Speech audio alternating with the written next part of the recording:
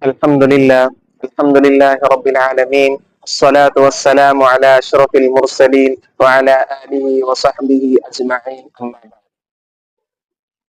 أولا أحييكم بتحية عطرة مباركة مسنونة. السلام عليكم ورحمة الله وبركاته.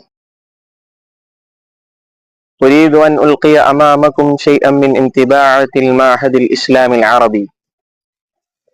فأنا الحافظ الخالص محمد المنبعي الحسيني من سكان كيرلا.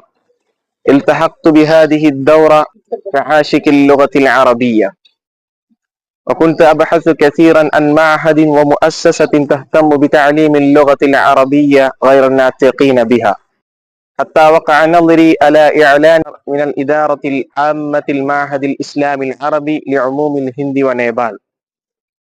فاتصلت بالشيخ الفاضل حماد الكريمي الندوي حفظه الله، وقبل التحاقي بهذه الدورة كمشارك فيها، فحضرت هنا وتعلمت الكثير مما لم أتعلمه أيام طلب العلم في المدرسة، فوجدت هنا فوق ما سمعت عنها، واستفدت كثيرا من أساتذة الدورة، وقضيت هنا أكثر من شهر، وأخذت حظا وافرا من اللغة العربية وآدابها، حتى تركت هذه الدورة وأساتذتها في قلبي أثرا كبيرا وشوقا سليما تجاه اللغة العربية.